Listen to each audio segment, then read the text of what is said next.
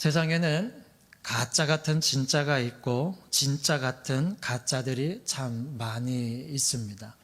그러나 가짜는 아무리 진짜같이 보여도 가짜일 뿐이고 진짜는 아무리 허술하게 보여도 진짜인 것입니다. 우리의 눈에 보여지는 것에 현혹되거나 속는 자 되지 말고 참된 것을 소유하고 그것을 결코 잃지 않고 하나님 앞에 그냥 그것만 드리는 사람들이 아니라 이윤을 남겨 하나님 앞에 온전히 올려드릴 수 있는 우리 모두 되어줄 수 있기를 예수님의 이름으로 축복합니다.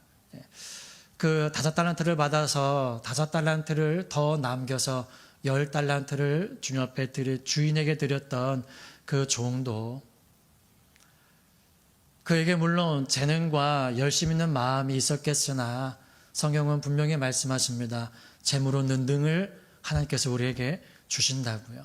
우리가 할 수 있는 모든 일들은 우리의 힘으로 감당할 수 있는 것이 아니라 그것을 깨달을 수 있는 지혜를 부어주셨고 또 그것을 할 수 있는 힘과 능력을 부어주셨기에 우리가 감당할 수 있는 일이기에 거짓 것을 참된 것을 거짓 것과 바꾸지 마시고 참 생명을 이 땅에서만이 누릴 수 있는 그 생명과 맞바꾸지 마시기를 바랍니다.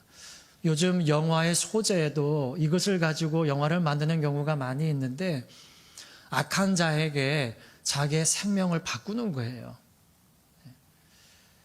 그러한 것들이 요즘 영화 소재로도 나옵니다. 마귀에게 자기의 영혼을 파는 거예요. 이 땅에서 잘 되고 행복하기 위해서. 그 다음에 어떠한 일이 있는지를 분명한 눈으로 바라볼 수 있다면 그러한 자는 아무도 없을 텐데 알지 못하기 때문에 깨닫지 못하기 때문에 눈멀었기 때문에 그들을 깨닫게 하고 그들을 구원하고 그들에게 밝은 빛을 비춰야 될 사명이 바로 저와 여러분들에게 있는 줄 믿습니다. 주님 앞에 부름받는 그날까지 열심을 다하여서 주님께서 우리를 붙들어 주심을 믿으시고 끝까지 충성하시고 헌신하실 수 있기를 예수님의 이름으로 부탁을 드립니다. 지금 우리는 새벽마다 계속 누가복음 말씀을 살펴보고 있는데요. 지금은 5장을 나누고 있습니다. 그런데 세례를 받으시고 마귀에게 시험을 받으신 후에 일명 우리가 말하는 공생의 사역을 시작을 하시는데 고향으로 내려가십니다. 그래서 고향으로 내려가셔서 안식일이 되셨을 때에 자기 규례대로 지금까지 해오셨던 대로 회당에 들어가셔서 성경을 펴시고 성경을 읽으시고 말씀을 가르치십니다. 그런데 그 고향 사람들은 예수님을 배척하고 심지어는 낭떠러지에서 밀쳐서 떨어뜨려 죽이려고까지 합니다. 예수님의 사역의 시작은 그렇게 화려하지도 않고 그렇게 많은 사람들의 지지를 받지도 못하셨습니다. 그런데 5장을 지나 6장에 들어가면서부터는 누가복음의 분위기가 더욱더 험악해집니다. 예수님께서 많은 사람들에게 정죄받으시고 참 신성모독이다, 또 십자가에 못 박을 죄목이다라고 했던 게 2가지가 있는데 그것은 인간의 아들로 태어나 자기 자신이 하나님의 아들이라고 하는 이 한 가지였고 또 한 가지는 자기들이 그렇게 신성시 여겼던 안식일을 범하는 거였습니다. 이 2가지가 예수님이 십자가에 못 박히셔야 할 큰 이유 중 하나입니다. 그런데 오늘 본문에서 그 중심에 떠오른 것이 바로 안식일에 대한 사건입니다. 초대교회의 기독교인들과 또 유대인들 사이, 그러니까 이제 막 이방인들 중에서 예수님을 믿은 사람들과 그 전에 하나님을 알고 있고 믿고 있었던 유대인들 사이에서 쟁점이 되었던 문제 중에 하나는 할례에 대한 겁니다. 너희가 예수님을 믿었어도 할례를 받아야지 구원을 받는다는 거예요. 이것 가지고 옥신각신했었는데 복음서에서 예수님과 바리새인 또 서기관들 사이에서 가장 크게 논쟁이 되었던 것 중에 한 가지는 조금 전에 말씀드렸던 것처럼 이 안식일에 대한 겁니다. 그런데 이것이 예수님의 사역 초기부터 등장을 하고 있습니다. 오늘 본문 앞절인 5절 말씀에 보시면 주님께서 이렇게 말씀을 하십니다. 인자는 안식일의 주인이니라. 주인이면요, 주님 마음대로 할 수 있는 거죠. 종들은 주인의 마음에 들기 위해서 열심히 일을 합니다. 우리도 우리의 주인 대신 예수님께 모든 영광을 올려드리기 위해서, 모든 것을 아낌없이 드리기 위해서 마음을 다하고 정성을 다하고 뜻을 다하여 주 앞에 나아가고 있는 것인 줄 믿습니다. 때때로 이 마음이 흐려지기도 하고 때때로는 조금씩 변질이 되기도 하지만 그럼에도 불구하고 우리의 마음은 여전히 주님을 향하여 있잖아요.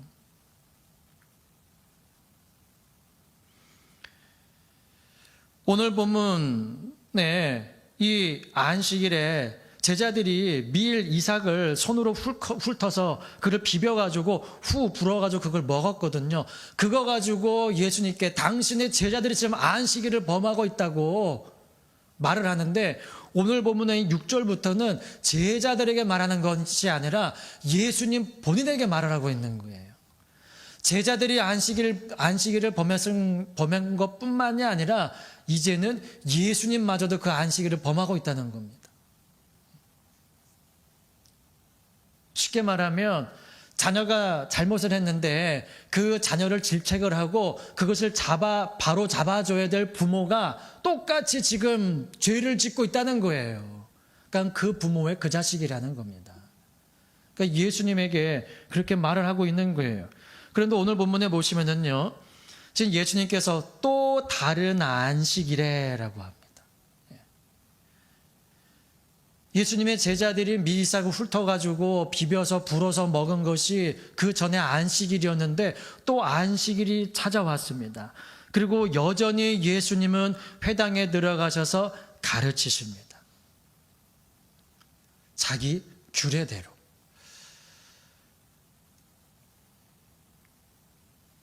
우리 모두가 주님 앞에서 행하는 모든 일들도 이게 예수님께서 하셔야 될 일이기 때문에 안식일이 되면 회당에 들어가시고 말씀을 읽으시고 가르치시는 거잖아요. 당신이 하셔야 될 일이기 때문에. 그것으로 인하여서 고향 땅에서부터 배척당하시고 욕먹으셨어요. 참 사람들이 듣기에는 고향 사람들이 회당에서 가르치심을 듣기 위해서 주님을 향하여 앉습니다. 그리고 예수님도 이사야 말씀을 덮으시고 맡은 자에게 주시고 자리에 앉으세요. 이게 이제 말씀의 시작이에요. 설교의 시작입니다. 근데 예수님의 말씀을 들으면서 그 고향 사람들이 하는 말이 뭐냐면 참 놀랍도다라고 하는 말이에요. 그러면서 하는 말이 무엇인가? 이 사람이 요셉의 아들이 아니냐라고 하는 겁니다. 그러면서 배척당하시고 그리고 죽을 뻔한 고비를 넘기십니다. 다시 말하면 예수님께서 회당에서 가르치지 않으셨다면 그런 일이 없을 수도 있는데 여전히 예수님은 당신이 하셔야 할 일을 안식일마다 계속해서 하고 계시다는 겁니다. 이게 사명이죠. 사명을 감당하는 것은 내 기분으로 하는 것이 아닙니다. 사명을 받은 사람은 그것을 이루기까지는 결코 멈춰서도 안 되고 뒤로 물러나서도 안 되는 것인 줄 믿습니다. 누가복음 9장 62절에 예수님께서 손에 쟁기를 잡고 뒤를 돌아보는 자는 하나님의 나라에 합당치 아니하다라고 말씀을 하십니다. 쟁기가 뭔가요? 농기구잖아요. 그걸 왜 들었습니까? 가만있어 봐. 이거 내가 왜 들었지? 고기 잡으려고 들었나? 아니잖아요. 밭에 나가서 일을 하기 위해서 들은 거잖아요. 또 히브리서 10장 38절 39절에 오직 나의 의인은 믿음으로 말미암아 살리라. 또한 뒤로 물러가면 내 마음이 저를 기뻐하지 아니하리라. 우리는 뒤로 물러가 침눈에 빠질 자가 아니요 오직 영혼을 구원함에 이르는 믿음을 가진 자로다. 저와 여러분들은 맡은 바 사명을 감당하기 위해서 뒤로 물러서거나 멈추거나 할 자들이 아니라 우리의 영혼을 구원함에 이르기까지 믿음을 가지고 앞으로 달려가야 되는 사람들인 줄 믿습니다. 그래서 사도 바울도 이렇게 말합니다. 나의 달려갈 길과 주 예수께 받은 사명, 곧 하나님의 은혜의 복음 증거하는 일을 마치려 하면은 나의 생명을 조금 더 귀한 것으로 여기지 아니하노라. 우리의 발걸음을 멈추게 하고 붙잡게 하는 것 중에 하나가 바로 생명의 위협입니다. 예수님의 제자들이 그렇게 예수님의 공생의 기간 동안 따라다니면서 그렇게 잘 배웠는데도 자기들의 생명의 위협이 왔을 때는 예수님 버리고 다 도망합니다.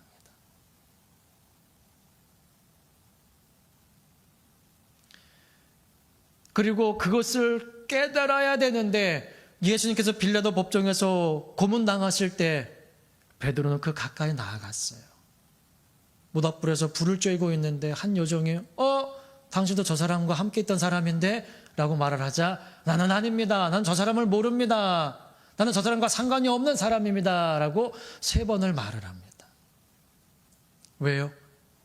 그것이 발각이 되어지면 나도 죽음을 당하기 때문에 여전히 깨닫지 못하고 있는 것입니다. 사명은 한순간에 뜨거움만 가지고는 끝까지 완수할 수가 없는 것입니다. 내가 은혜 받았다고, 내 마음이 좀 기쁘다고, 나는 주님을 위해서 모든 일을 할 수 있다고, 물론 그 당시는 그렇게 할 수도 있을지도 모르지만 그것이 계속 유지되어야 하는 것이 사명을 받은 사람들의 해야 할 일이라는 것입니다.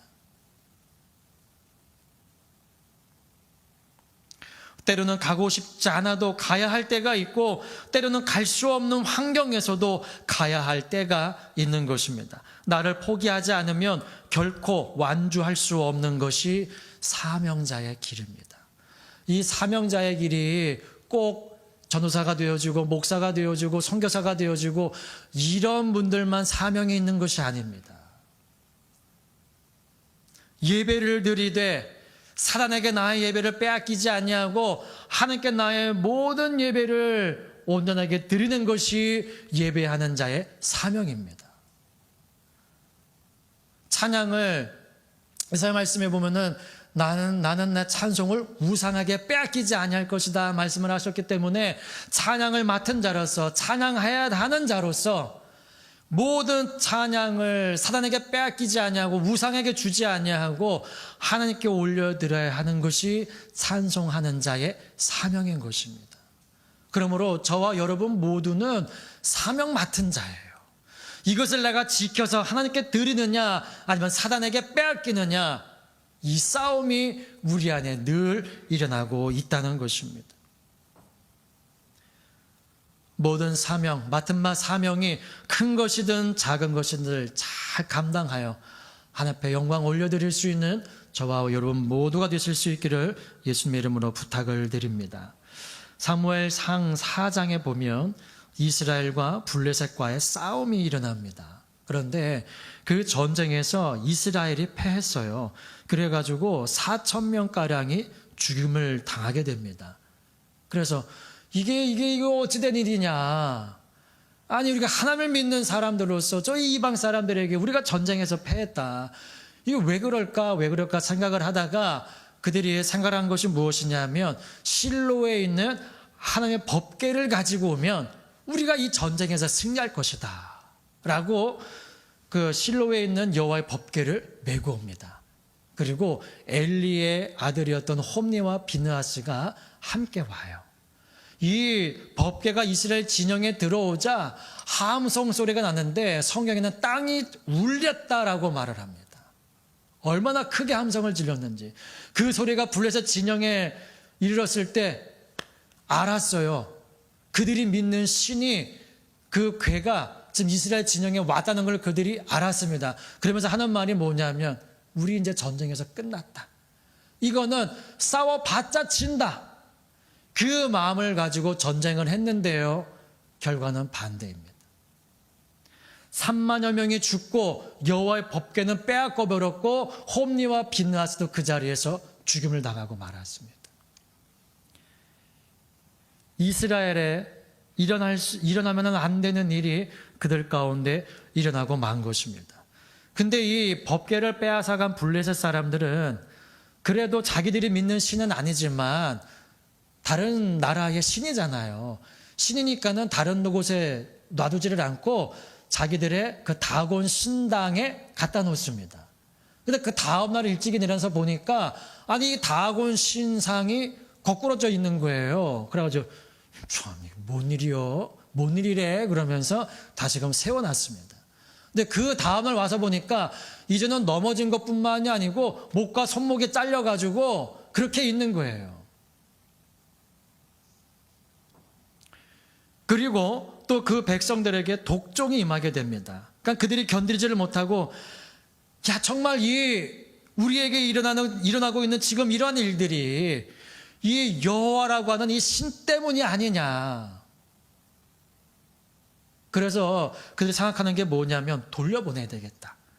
근데 그냥 돌려보낼 수는 없고 우리가 선물을 여호와라고 하는 신에게 드리는 선물을 준비를 하고 또 새 수레를 준비를 하고 그들이 생각하는 꾀가 뭐냐 하면 이것이 정말 이 여호와라고 하는 신을 통해서 우리에게 임한 재앙인지 우리가 알아보겠다라고 하면서 그들이 생각하는 테스트가 뭐냐 하면 젖먹이는 어린 송아지가 있는 어미소 2마리를 끌어다가 새 수레를 지워가지고 벳세메스로 보내는데 만약에 뒤를 돌아보든지 돌아오든지 다른 길로 가면은 이것은 그냥 우연히 우리에게 임한 것이고 이 어미소 둘이 곧바로 해서 벳세메스까지 가면 이것이 참으로 여호와께서 우리에게 내리신 재앙이다. 그것을 알아보겠다라고 하면서 실제로 어미소 2마리를 끌고 옵니다. 어미소와 송아지를 끌고 와가지고 송아지들은 다시 집으로 끌고 가서 지금으로 말하면 외양간에 가두었어요. 그리고 어미소 2마리에게 수레를 지워가지고 보내는 겁니다. 한 번이라도 가봤나요? 이 어미소들은 수레를 한 번도 메어본 적이 없는 소들입니다. 법궤가 이스라엘 성전으로 올 때에 송아지들이 뛰자 우사가 그 법궤에 손을 댔다가 죽었잖아요.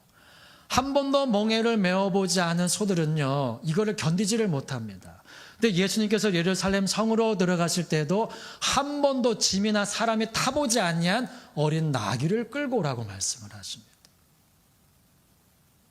사람들이 볼 때에는 아이고 그거 약해요 주님. 아이고 그래도 좀 왕이시면요 100마를 타시고 그것도 좀 능숙하고 좀 모든 일에 능숙해져가지고 참 멋도 알고 품위도 있고 그러한 말을 타고 들어가셔야죠 라고 할 수 있지만 하나님은 새 마음 그것이 다른 사람들의 눈에 보기에는 약한 것이라 할지라도 그 마음을 주님께서 받기를 기뻐하시는 줄 믿습니다.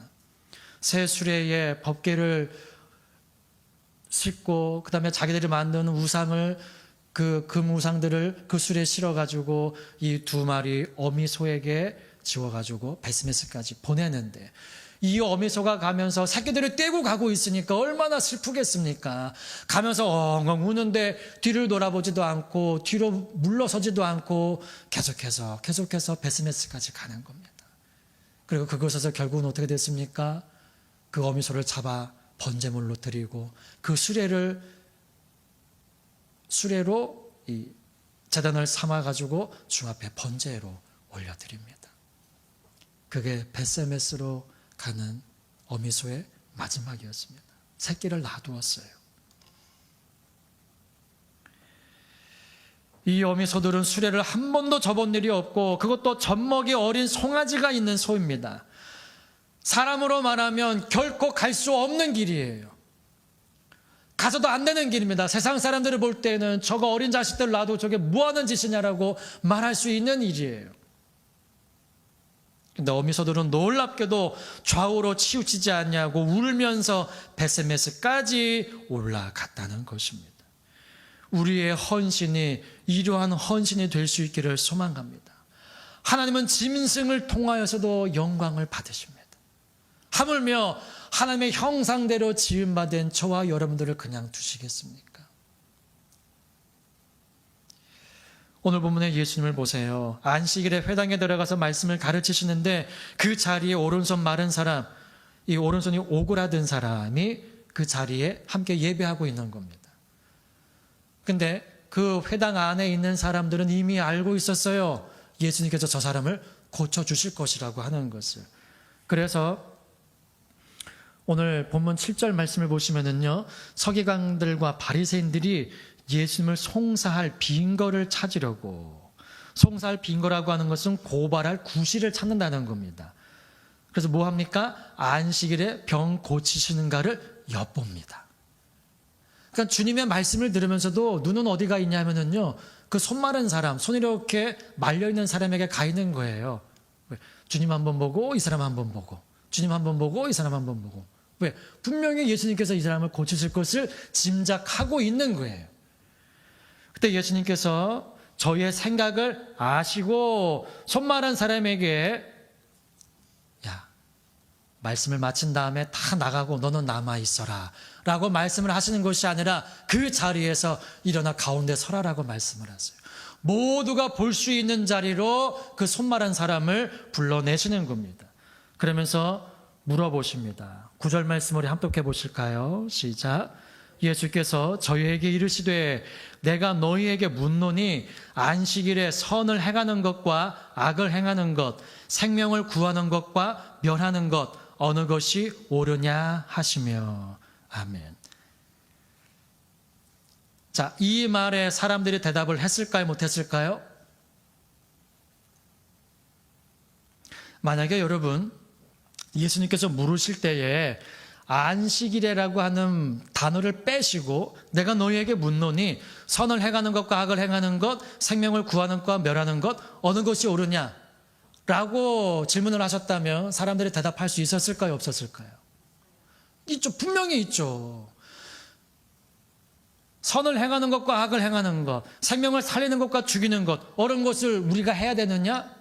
선을 행하는 것과 생명을 살리는 것 당연히 해야 되죠. 근데 문제는 뭐냐면 그것이 지금 뭐와 연결되어 있는 거예요? 안식일과 연결되어 있는 거예요.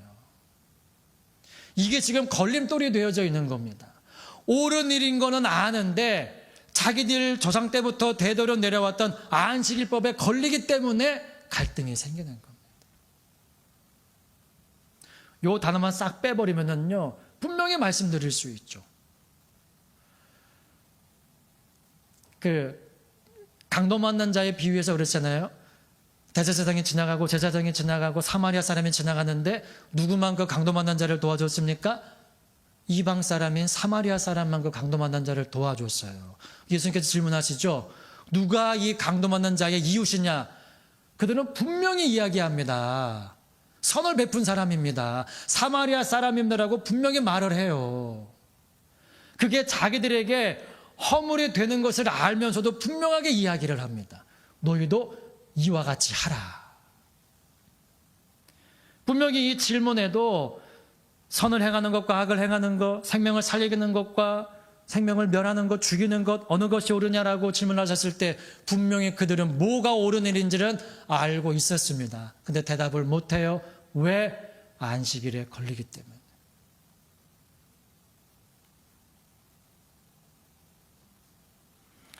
마음으로 생각하고 마음으로 깨닫는 것이 다가 아닙니다. 마음으로 믿어 의에 이르고 입으로 시인하여 구원을 얻는 것입니다. 우리 안에 믿음이 있다면 다른 사람이 다 욕하고 손가락질 한다 할지라도 고백해야 합니다.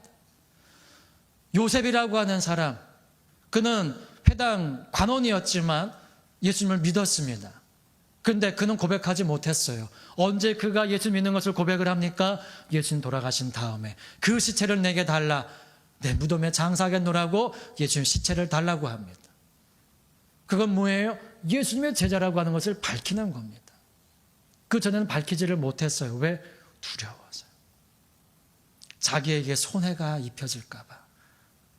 그런데 예수님의 마지막 길에서야 깨닫고 예수님의 시체라도 내 무덤에, 내가 묻힐 그 무덤에 내가 장사하겠다 하고 예수님의 시체를 달라고 합니다. 우리의 깨닫는 것이 너무 늦은 시간이 되지 않기를 소망합니다. 우리의 마음에 믿음이 있다면 그 믿음이 있는 것을 그냥 고백하세요. 때 늦은 다음에 후회하면서 가슴을 치고 또는 그것이 더 늦어져서 지옥불에 들어가 슬프며 일을 가는 그러한 일이 우리 안에 일어나지 아니할 수 있도록 지금 해야 할 일 뒤로 미루지 마시고 지금 하시고 지금 믿음을 고백하시고 지금 찬양하시고 지금 온 마음을 다해서 예배하실 수 있기를 예수님의 이름으로 부탁을 드립니다.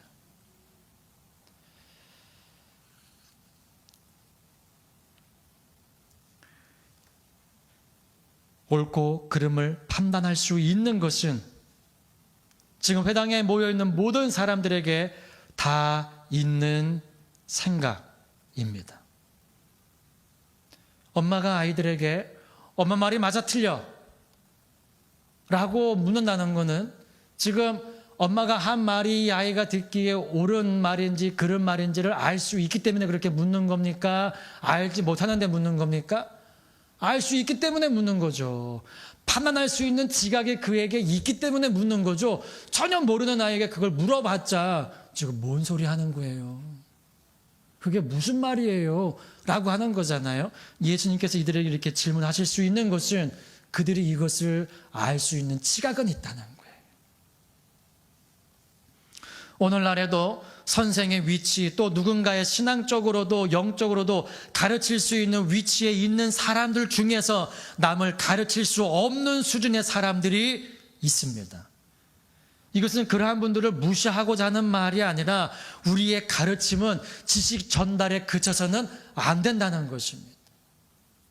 바리새인들과 서기관들이 했던 것은 다른 사람 위에 서서 가르치는 자의 자리에 있는 자이기는 하지만 그들은 그렇게 살지는 않는 사람들이었습니다.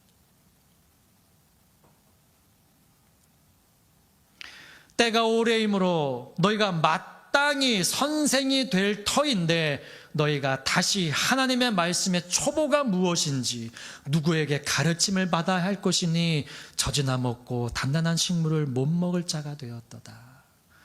오랜 시간 신앙생활을 하면서 이제는 믿음의 든든히 선 자가 되어져 가지고 나뿐만이 아니라 다른 사람들도 도와줄 수 있는 위치에 서야 되는데 지금도 연약한 자가 되어져서 그들이 고통스러워할 때 당신만 고통스러운 거 아니에요? 나도 고통스러워, 나도 죽겠어요. 이런 자가 되어버렸다는 거예요.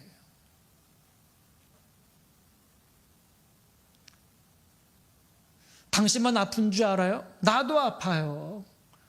당신만 그렇게 힘든 거 아니에요? 나도 힘들어요. 도와줘야 될 위치에 있는 사람으로서. 근데 서기관과 바리새인들은 그런 위치에 있으면서도 다른 사람들은 어깨에는 무거운 짐을 지우면서 자기들은 손 하나 까딱하지 않으려고 하는 사람들이 바리새인들과 서기관들이었다는 겁니다.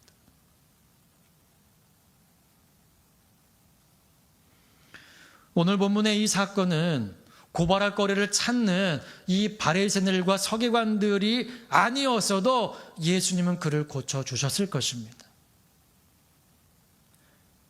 그런데 오늘이 예수님의 말씀과 또 가르치심과 질문과 또 이 손마른 자를 고쳐주시는 것은 서기관들과 바리새인들을 깨닫게 하심이었습니다. 그런데 그들은 깨닫지 못하고 깨닫지 못하기에 돌아갈 기회도 놓쳐버리고 말았습니다. 심지어 그들은 어떠한 마음을 갖습니까? 11절 말씀 합독해 보십니다. 시작. 저희는 분기가 가득하여 예수를 어떻게 처치할 것을 서로 의논하니라. 분기라고 하는 것은 이게 자그마한 것이 아닙니다.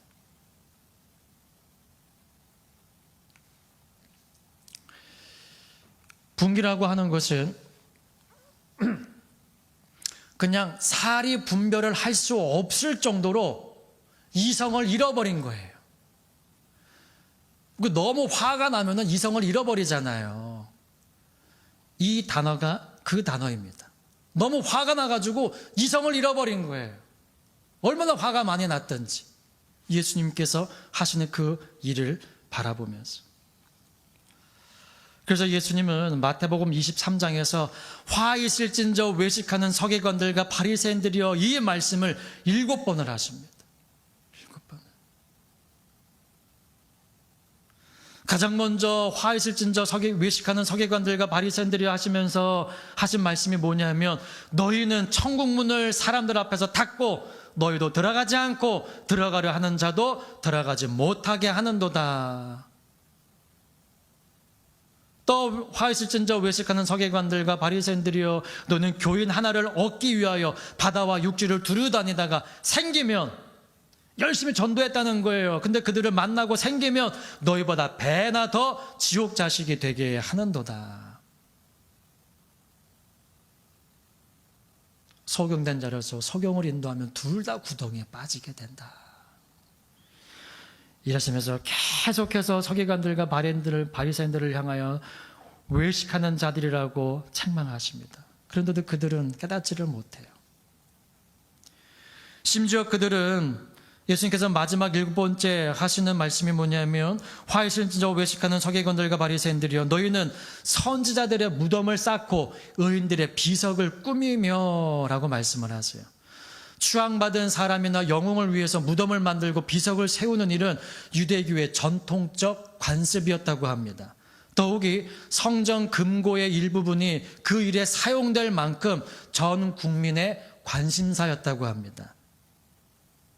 그런데 그들이 이렇게 무덤을 만들고 비석을 세우는 그 근본적인 동기는 그 선열들의 발자취를 줬고 자신들의 그릇된 행동을 고쳐나갈 목적으로서가 아니라 위선된 자기들의 신앙을 드높이려는 교만으로 무덤을 만들고 비석을 세웠다는 겁니다.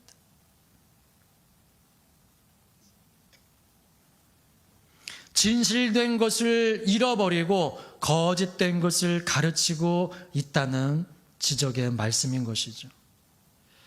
예수님이 왜 서기관들과 바리새인들을 책망하셨습니까? 너희는 천국문 앞에 서가지고 그 문을 닫아버리고 너희도 안 들어가고 들어가려고 하는 사람들도 막고 있다. 너희가 그렇게 많은 사람들을 전도하기 위해서 산과 들로 다니다가 한 사람을 만나면 너희보다 배나 더 지옥 자식이 되게 한다라고 하는 이 책망을 왜 가장 먼저 하셨을까요?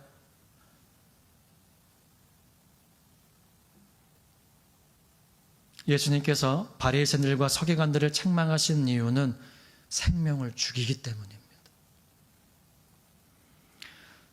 살기를 간절히 원하는 사람을 죽음으로 내몰기 때문인 거예요. 즉 이들의 가르침은 생명을 살리기는커녕 죽이는 가르침이기 때문인 것입니다. 죄와 악을 하나님이 왜 싫어하실까요? 생명을 죽이기 때문입니다.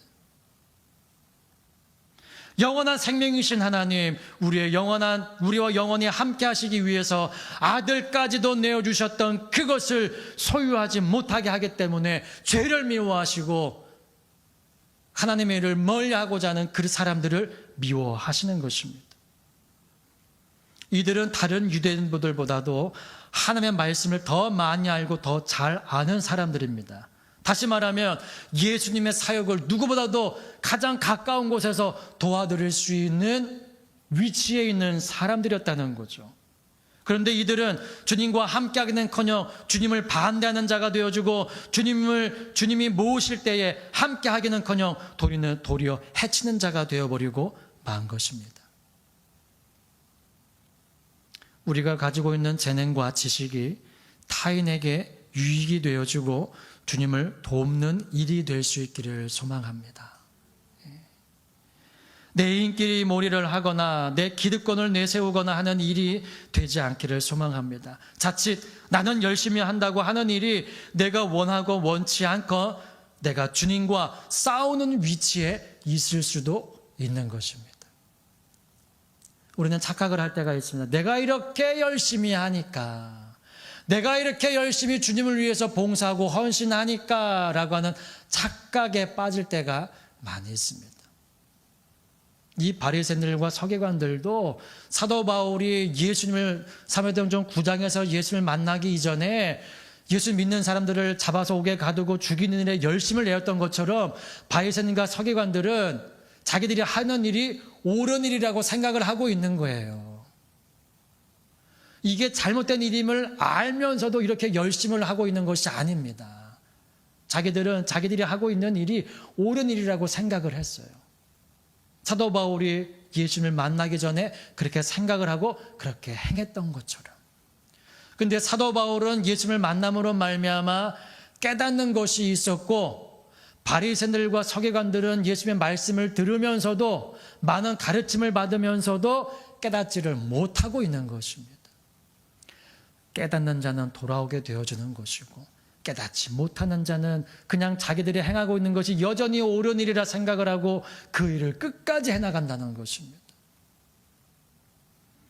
그러므로 우리가 옳다라고 생각하는 것이 내 기준에 옳은 생각이 아니라 하나님 보시기에 옳은 판단과 옳은 일이 될 수 있기를 소망합니다.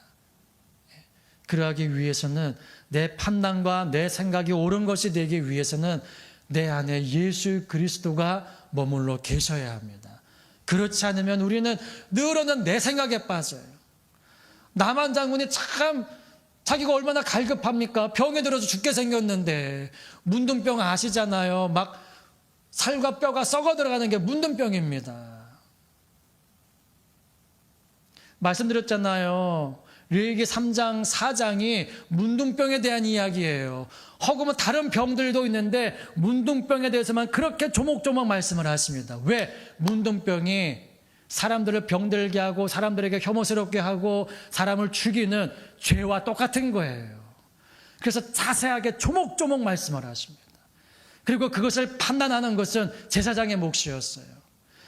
우리가 당신은 죄인이야 라고 말을 한다고 해서 그 사람이 죄인이 되는 것이 아니라 주님께서 너는 죄인이라고 말씀하시면 그가 죄인이 되어지는 것입니다. 그 판단은 오직 대제사장이신 영원한 제사장이신 예수님만이 하실 수 있는 일이에요. 그래서 문둥병이 인간에게 가장 혐오스럽고 가장 악한 병이기 때문에 문둥병에 대해 그렇게 자세하게 말씀을 해 주시는 것입니다. 그런데 그 나아만 장군이 어떻습니까? 엘리사의 말을 듣긴 하는데 엘리사의 말을 직접 듣는 게 아니라 그 종이 하는 말을 들었어요. 내 생각이 있잖아요. 내 생각에는 저가 나를 맞으러 달려나와 내 환부에 손을 얹고 기도하였을 것이라고 생각을 했는데 그냥 종 하나 딸랑 보내가지고 요단강에 가서 몸을 7번 씻으라고 하시는데요. 이 말만 전해 들으니까 너무 화가 나는 거예요. 근데 결국은 어떻습니까? 그 말을 믿고 요단강에 가서 몸을 씻었을 때에 그의 몸은 아기의 살과 같이 되어졌습니다. 완전한 회복이 이루어진 것입니다. 사랑하는 여러분, 깨닫는 자는 회복되어지고 치유되어지고 다시 세우심을 받게 되는 줄 믿습니다.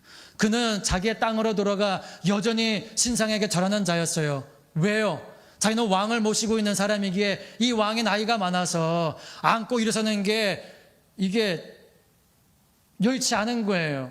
그래서 신전에 들어가서 절을 할 때도 부추겨가지고 함께 절을 하게 되는 것입니다. 그가 그래서 그러잖아요. 내가 내 나라로 들어가서 왕을 구축하고 있는 자이기에 신전에 들어가서 절을 하는데 그것은 이 신을 섬기기 위해서가 아니라 왕을 보필하기 위해서 하는 것뿐이라고. 근데 사람의 눈에 보기에는 여전히 어떻습니까? 우상에게 절하고 있는 거죠. 표면적인 것만 보면서 우리가 판단하지 말자고요.